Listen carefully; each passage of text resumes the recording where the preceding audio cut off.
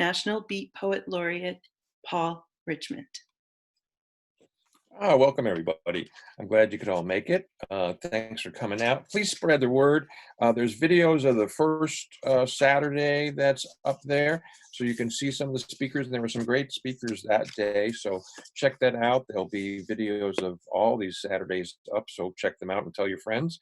And don't forget, as Lisa said, there are 2 more Saturdays of great writers and poets. I'll be reading on the 4th Saturday, a little extended thing. This is just an introduction to say welcome, glad you came, and support all these great groups. And if you go to the website, please support all the sponsors because they really help to make this happen.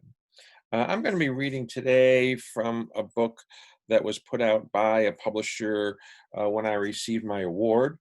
And the first one is called Wild Parties at the Senior Home. So word was passed from room to room by Mabel, who for hours roams the halls. Some say she's looking for a way out. Beth made up all the name tags, drawing on each of them to give them all a little flair. Billy had saved up all the crackers that came with his soup. He was hoping someone was taking care of the cheese. It had been decided by those who could still think of such things that Jean would give the signal right after morning singing. We would all refuse to go back to our rooms. No nap today. Today, we were going to party down. It was written in the staff log that Jean yelled, "Party!" and all hell broke loose. Janet handed out all the name tags randomly. So Leona was Stanley, Dave was Roxy. Singing broke out, though it was hard to tell since they were all singing a different song.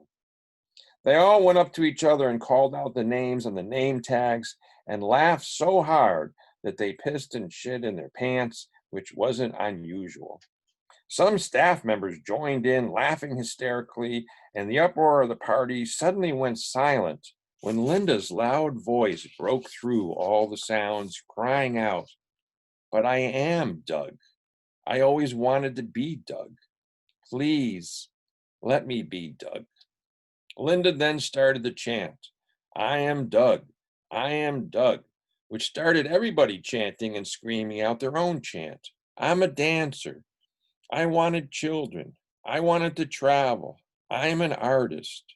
It took hours. Actually, it took most of the next couple of weeks for the staff to try to calm everybody down. In large letters, it was written in the log, there are to be no more parties. This wasn't the purpose of the facility. They weren't set up to handle people coming to grips with their lives, what they had done, not done, had they been true to themselves. The staff was told, stick to bingo, toss the big ball, stop any activities where residents think about their lives, realizing that time is running out, because this can lead to mayhem.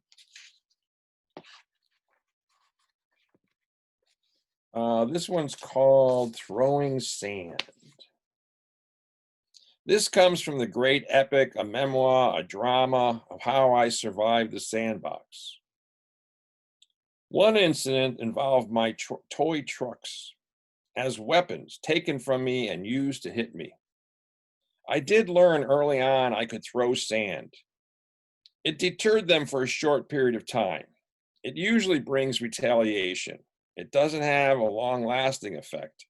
And I'm not going to give away all my secrets of how I survived the sandbox, for it seems I still need them.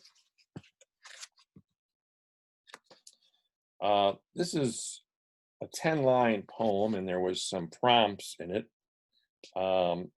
Blackberry, lick, worry, mother, cliff, needle, cloud, and voice.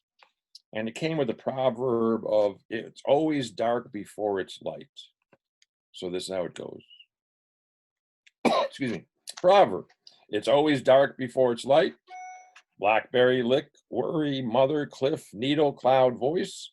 It's always a blackberry before it's licked. This philosophical question has worried many. My mother always told me, don't walk so close to cliff's edges and don't use needles.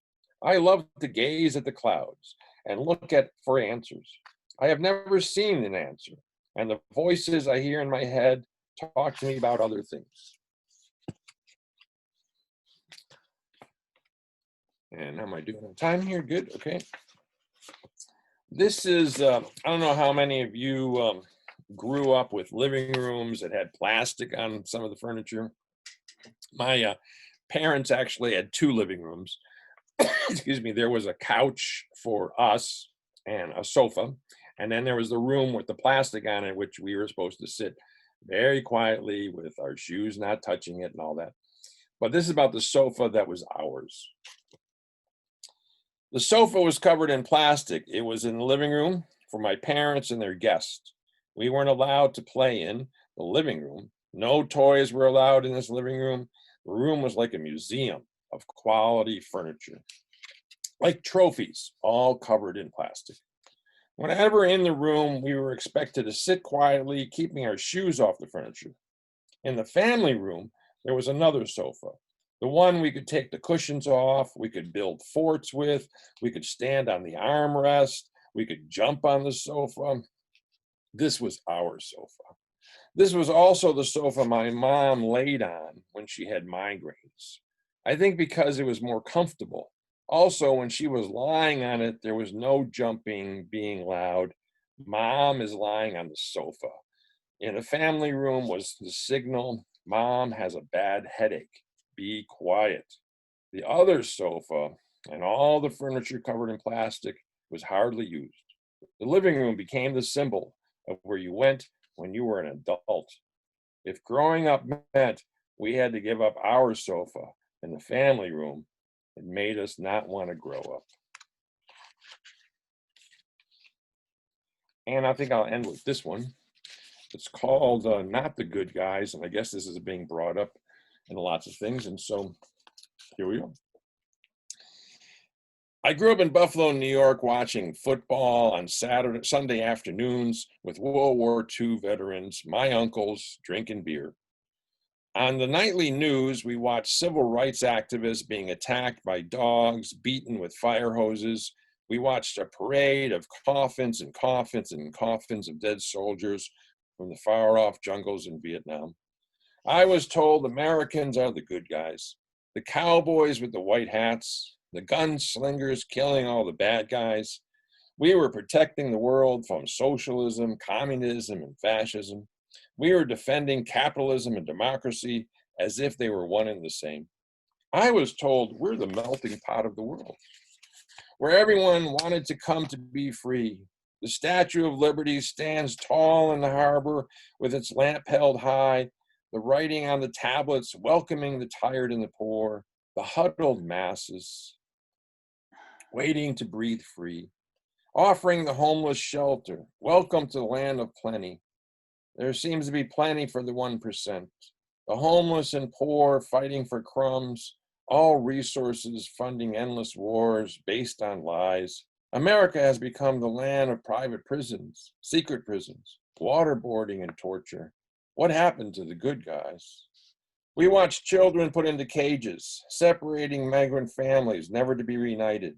Our history classes never focus on the broken treaties, genocide home and abroad, slavery, crushing workers' rights, women's rights. Our moral compass of racism, the environmental destruction, destroying democracies, installing dictators, the real history. So many lies. Where are the good guys? I was told, and I believed, and I was told, and I believed. Then I learned the truth. Now it's time to stop the lies, to make good on the promise. Thanks a lot, folks. Please stick around, or please